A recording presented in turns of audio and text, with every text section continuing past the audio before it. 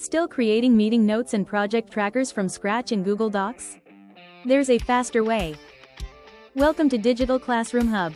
In this tutorial, you'll learn how to insert building blocks and smart chips in Google Docs.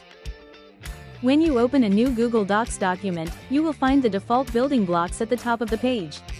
If you want to see all available building blocks, click on More.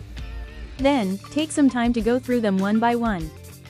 This is a great way to explore the different options and get ideas for how you can use them in your own work. You can easily click on any of these building blocks to insert it into your document. Or you can use the following method: type the @ symbol. A menu will appear. Search for building blocks and select the template you want to use. Google Docs instantly inserts the selected template into your document. You can also insert a file as a reference for viewers.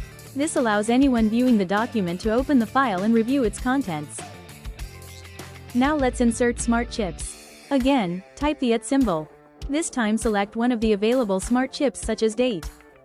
One of the best features of Google Docs is combining smart chips with building blocks.